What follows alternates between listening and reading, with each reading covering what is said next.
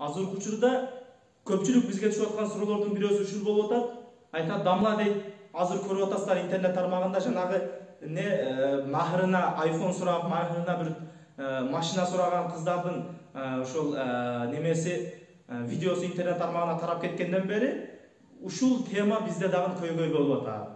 Бизде азыр биз үйлөнгөнүбүздө дейт, ошол кызга калыңны бергенбиз. 100 миң, 150 миң, кээ бир жерде 200 миң, 300 миңге чейин калыңны бергенбиз дейт. Ошол калыңы махырга өтөбү же өтпөйбү деген суроого жооп берип коюңуз. Азыр ошол интернет тармактагы жана кыздардын видеосу чыккандан бери биздин катындарыбыз башыбызды жеди дейт. Неге десем, ошодон бери мени махырым берген эмессин, мага махыр берген эмессин, ол менин акым экен, мага беришиң керек экен деп айтор келиндер ошентип жүргөлөнгө салып, ошондой бул тополоң кылган ушулар көп болуп атат экен. Көп үй бүлөлөрдө болуп аткан жагдай экен да азыркы. Эми аларга айта турган нерсебиз, ошол кыргыздын салтында берилип аткан тойдон алдын ошол ата-энеге берилинген калың ошол кыздын махыры болот. Ошол калың менен махыр, арабчасы махыр болсо, кыргызчасы кыргыз тилинде аны калың деп илгеркиден бери ата бабабыз берип келген. Махыр менен калың экөө эки башка нерсе эмес. Кээ бирлер айтат, антсек дамла дейт, ал жерде ошол баягы махырды кызга бериш керек го. Ал калыңды ата-энеге берип атат го деген сөздөр болуп атат да. Жок, ошол калыңды дагы бизде кыргыздын салтында ата-энеге эмес, кызга берип атабыз. Кантип? Кызга бергенибиз ошол калыңды ата-эне алгандан кийин не кылып атат? Калыңды жеп коюп атабы? Жеп коюп аткан жери жок. Балким ошол калыңды алгандан кийин ата-эне ошол калыңды кайра кыздын өзүнө сеп кылып, ошол кыздын өзүнө шкафын алып берип, жаткан креслосун алып берип, диванын алып берип, айтор идиш аягыны, керектүү буюмдардын бүт бардыгын алып берип, кайра ошол берилинген 100 миң, 150 миң калыңды кайра кыздын өзүнө сактап атат. Кайра ошол кыздын колуна тийип атат. О дегени ошол биздин кыргыздын салтында берилип аткан калың бул махырга өтөт. Аны күйөө баланы антип баягындай карыз кылыштын кереги жок. Чоң ата устаздарыбыздан молда Абсатар дамланын сөзү бар экен.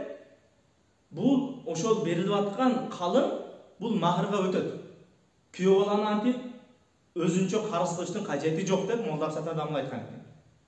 Ошондой эле айтабыз, бул ошол кыргыздын салтында берилип аткан калыңыбыз ошол кыздын махырына өтөт. Антип аялдар, келиндер, антип күйөөсүнөн мен махырым берген эмесмин деп тополоң кылыштын кажети жок. Калың менен махыр экөө бир. Эгер сизге калыңды бердиби, болду, махыр берилди сизге. Анан дагы бир айта кетчү маселе бар бул жерде. Кээ бир ушундай баягы өтө төмөн даражага түшүп кеткен эркектерди угуп атабыз. Келинге үйлөнөт, үйлөнгөндөн кийин кыз албетте калың берди, 200 миң сарптады ошол калыңга, 100 миң сарптады. Анан кийин кыз менен ажырашып кете турган болсо, болду, мен себин кайтарып бербейм, мени бул тойго 200 миң же 100 миң, 150 миң акчам кеткен деп туруп, кайра кыздын себин кайтарып бербей аткан, ошондой бир төмөн болгон эркектер чыгып атат арабызда. Бул өтө кеткен төмөндүк. Ошол жерде кыздын себин кайтарып бербейм дегениңиз, сиз кыздын акысын алып коюп атасыз ал жерде. Ол сиз түбөлүктүү жашайсызбы, жашабайсызбы, ошол кызга үйлөнүшүңүз менен сизге милдет болгон ошол калыңны бердиңиз, махырын ошол калың деп туруп бердиңиз, ошол калыңга кызга сеп кылды. Анан ал септи сиз буну бербейм мен тойго. Жок, андай нерсе жок. Ал иттен баягындай төмөн даража булчу. Эркектер андай пас даражага түшпөйдү. Ол кыздын акысы, ошол келген үйдө алып келген, кыз алып келген бүт бардык нерсе ошол кыздын акысы. Антип аны баягы бербейм мен бул тойго, акчаң кетсе, кетпесе, анда түбөлүкчө чаш керек. Эгер ажыраштыңбы, ажырашкан болсо дагы ошол кыздын себи, ол кыздын акысы, сенин акың, бир тыйылдык акың жок ал жерде. Бүт бардыгыны кызга кайра кайтарып бериш керек. Андай төмөн даражага түшүп кетпейли эркектер. Бул сиздин мойнуңуздагы милдетиңиз эле бере турган махыры, ошол калың эле. Анан мен тойго акчам кетти, андай шылтоолоруңузду жыйыштырыңыз. Балким бирөөнүн акысын жебеңиз.